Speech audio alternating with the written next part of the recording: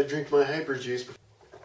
Ooh, it hits me right in the hyper box. Greetings, Earthlings, and welcome to the Junkyard. Now let me tell you a story. It's a very special story. You've probably never heard it before, but it goes something like this. A long time ago, in a galaxy far, far away. As exciting as that was, let me pause you right there because I'm feeling a little bit like a scruffy nerf herder. Be right back. Basically today we're going to be starting on the process of turning this fairly cheap Kylo Ren toy lightsaber into something that is a much more. Now for me personally, I'm not going to be shooting for something that is totally screen accurate, where we're going to have to make a completely new custom hilt for it, and then we'll have another video that focuses more on the electronics, the LEDs, the batteries, all that stuff for the soundboard. Here's a couple I made earlier. This is the first saber I ever made, and it's what's commonly referred to as a sink tube saber because a lot of the pieces of the hilt are actually just recycled plumbing pieces. It is all metal, it's aluminum and brass, with a few pieces of PVC spacers just to make everything line up correctly. Then you've got the electronics in the handle and a very thick polycarbonate blade. Very sturdy. You can play very rough with these, probably rough enough to not be particularly safe. But enough about those for now. If you are interested in checking out a little bit more about them and seeing a couple more that I've made, you can follow this link up here. The first thing I like to do, just because I don't want to spend a ton of money on this project, is look through my scrap bin. So you can see I've got some different lightsaber pieces, electronics, and a couple of bins here. I also have an old leather jacket if I want to make leather wraps for the handles. But yeah, these are the sink pipes that I was talking about. You can just get these from Lowe's or Home Depot. I would recommend for these and for a lot of this stuff actually to go check out the Custom Saber Shop. So let's grab some of this stuff and see what we can come up with. We're going to go ahead and pop open one of these sabers so we can look at what the guts and the soundboard and all the internals look like. These things are kind of a pain to get open because generally Hasbro likes to glue or weld them closed. We're probably not going to use almost any of these pieces. So when we're done, we can just put them back together and glue them closed, and they make good little presents for nieces and nephews. Here is the speaker right here, and that's kind of cool actually that they've got it with a little protective cage. And then here is the main event, the board in the middle. And I can already tell from looking at it, it's quite wide. Okay, it will barely go in. We can go ahead and set this aside now.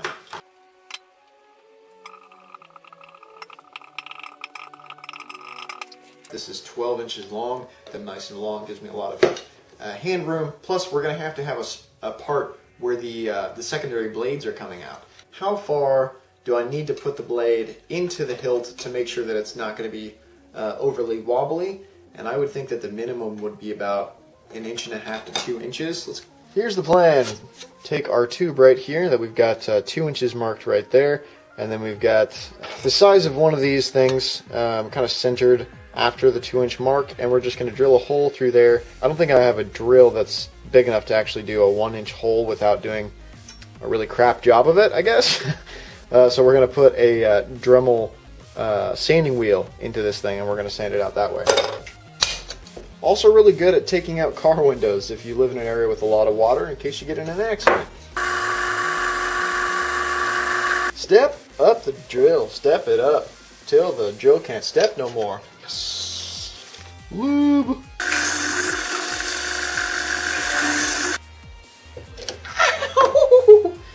I'm a good person. I'm going to do this several more times till the hole is about 1/2 inch wide. Just use your imagination.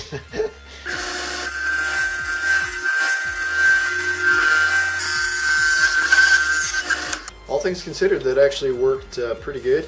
And I'm scratching up my blade here, but I actually don't care that much because if you notice in the movie, Kylo Ren's lightsaber blade is actually quite erratic and weird looking, so some scratches actually might not be a bad thing. Alright, I grabbed this piece of 1-inch PVC out of one of my scrap piles. The inner diameter of this 1-inch pipe is very close to the outer diameter of the 1-inch polycarbonate here. So we're going to make a small little emitter cover for each side of this, and then we're also going to take another piece that it happens to be also pretty close fit going into here. So we're going to cut this at, you know, maybe about at that point, so it goes a little bit past here. and we're going to drill a hole all through this just to give it a little bit more security all up into the top of the hilt here, and it will also function as the beginnings of the blade holder for the made long blade.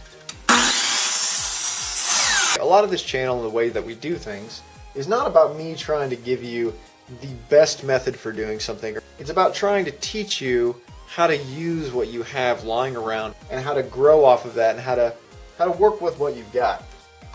And I unplugged that. That's cool.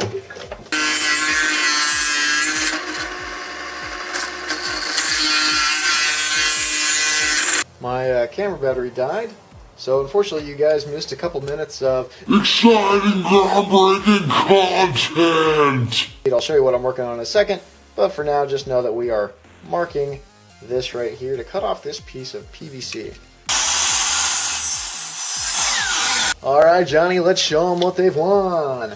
These are two of the side emitter dealy bobs, and this is the support piece for the inside. I'll show you kind of how it all goes together.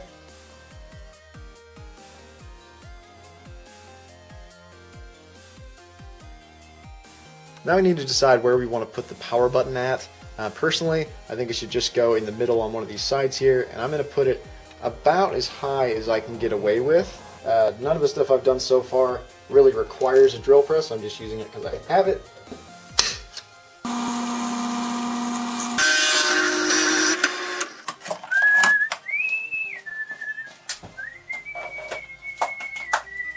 We'll see how it goes. Probably should at least mark it though. That would have been stupid. Which means that math, 5.5 inches. My workshop is so clean because I'm a professional.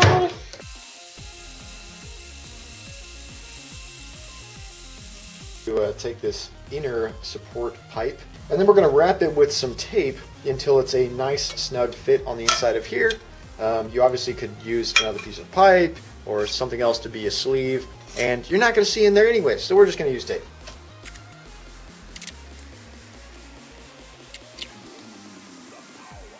We're going to drill and tap these input bolts and everything to hold it together. It's not forever, it's not all just going to be tape, okay? The cross guard here has some kind of interesting cutout shapes, so I'm not sure what's going to be the easiest way to do that. A lot of times when you're making props or whatever, it's pretty much going to look like garbage until the last 10% of the work. I'm just going to have to assure you that it will get there in the end.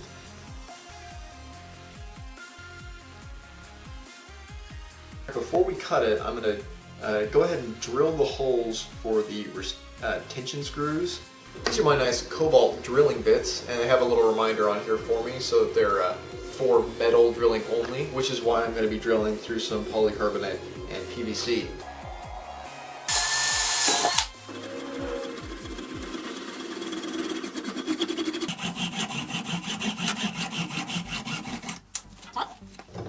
Now let's use this.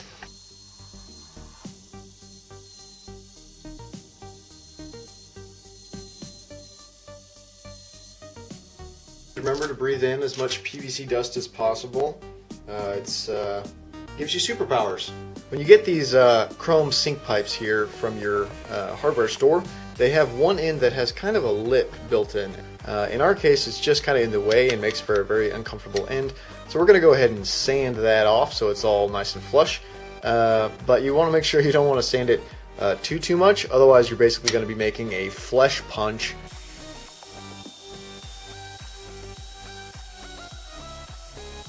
So there's a number of things that we could do to, cover this up. We could make something that would kind of bolt in there. We could put some kind of an adapter so we'd have something that could actually screw on and off.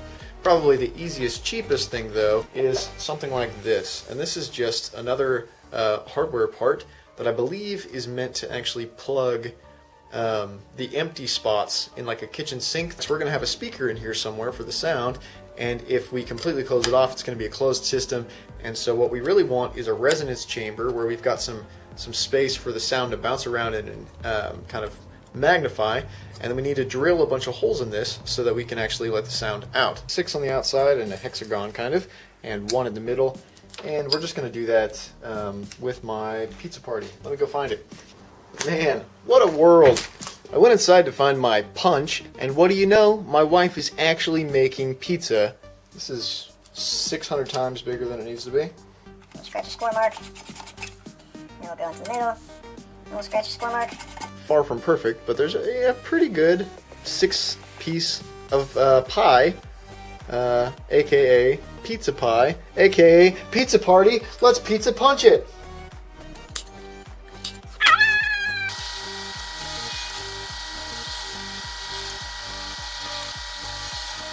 And there you have it. 6 mostly equally spaced holes.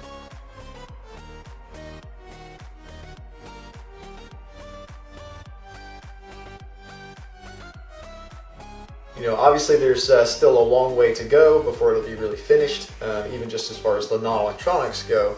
But I think we're going to go ahead and stop the video right there.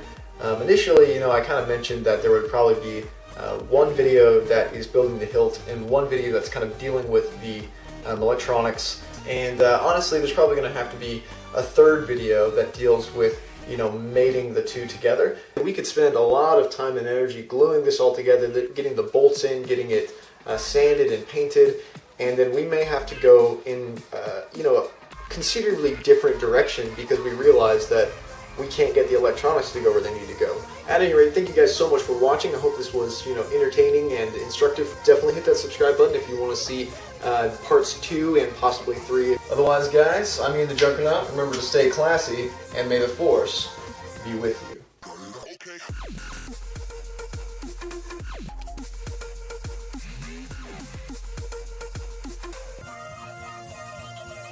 Guys, do you want to see some of the Preethethorith